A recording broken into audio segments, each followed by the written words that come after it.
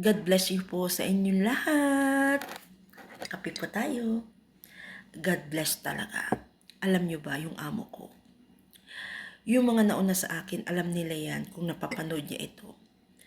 Napakaswerte talaga ng mga katulong dito sa bahay na ito. Bukod sa only food, only wifi, only tulog, only rest. At walang pakialam sa iyo si amo kung anong ginagawa mo sa bahay niya, kung naglilinis ka o hindi. At kung may makita siyang dumi, hindi kanya kaagad sisitahin. At kung may makita siyang mali sa ginagawa mo, magsasalita lang siya ng dahan-dahan. Tulad na lang ng yung mga kutsyon na hindi ko nga pinasok doon sa loob ng bodega. Di ba nga sabi ko doon sa dati kong vlog, kailangan madiskarte ka. Kaya ang ginawa ko, inilagay ko na lang siya doon sa upuan doon sa labas. Puti pa naman yung mga po. Ginawa ng amo ko, kinuha niya yun. At sabi niya sa akin, huhugasan. At nanguna pa siya. Kinuha niya lahat ng kutsyon, buhat-buhat niya. Sabi ko, ako na lang ang magbubuhat, amo. Sabi ko, hindi. Sabi niya, kung gusto mo kumuha ka doon, KP ko daw. Siyempre, nahiya naman ako kahit ganun yung salita, di ba? Di ngayon, pinakuha niya sa akin yung sabon. Ala, mas nanguna pa siya nagsabon. Sabi ko, ako na lang magtatapos. Sabi niya, hindi, para daw mas mabilis. Tapos, habang nagkukuskusan kami, nagkukwentuhan kami, napatawa ko siya. Kasi yung dati kong naging amo, sabi ko nga, na yung boses namin, aabot na ng Amerika. Ngayon may translator ako. Kasi hindi masyado nakakaintindi yung amo ko ng English. Yung anak niyang maliit, yung magaling mag-English. Translate niya sa Arabic. At yun na nga, tuwan-tuwa naman si amo sa akin. Tapos sabi ko kay amo, na-prank ako siya na, dito sa bahay ninyo, napakatahimik. Tsaka sa bahay ng nanay mo. Sabi niya, oo, tahimik talaga. Tapos inulit niya talaga sa akin kung yung boss ba daw ng amo ko abot Amerika. Sabi ko, oo. Tapos binigyan ko siya ng example.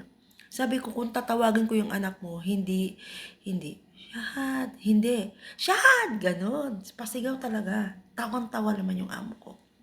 At ito pa. Susunod ng mga araw, sabi niya naman niya sa akin, ilabas ko daw yung mga kutsyon. Inilabas ko na kasi nga may bisita. Isang bisita lang naman yung nanay niya. Nung natapos na mga bandang alas 9 ng gabi, sabi niya, kunin ko daw yung plastic. Inilabas ko yung plastic. Tapos tinulungan niya ako. Tapos binuhat namin dalawa yung dalawang kutsyon na malalaki kasi hindi kasya sa plastic.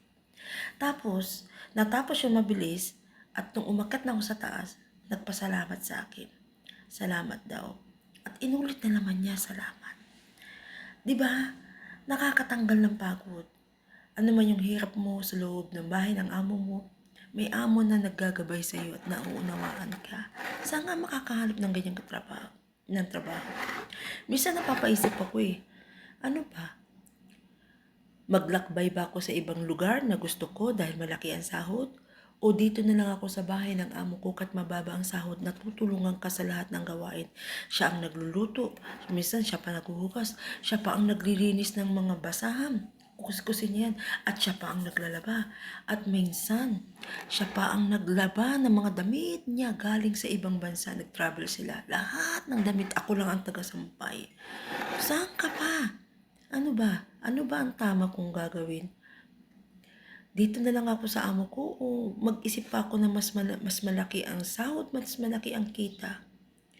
Pero hindi ko alam kung ano magiging sitwasyon ko doon, kung mabait ba yung amo ko o hindi. Pero para sa akin, bago ako magdesisyon, unahin ko muna si Lord. Kasi iba talaga pag si Lord ang nagdesisyon Kasi kung sa isip lang natin, pwede tayo magkamali, pwede tayo magsisi. Kaya lahat talaga ng ginagawa ko, si Lord talagang iniisip ko. Oo, inaamin ko, nagkakasala ako, nagkukulang ako sa Kanya.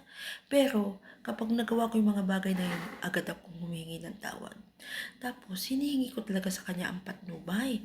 Kasi iba talaga ang patnubay ng Diyos. Malaki ang magagawa. Talagang perfect. Hindi ka mapapahamak, hindi ka magugutom. Magiging masaya ka at komportable ka. Saan ka magpunta? Kaya ikaw, dapat unahin mo si Lord sa buhay mo para maging successful ka sa lahat ng mga ginagawa mo.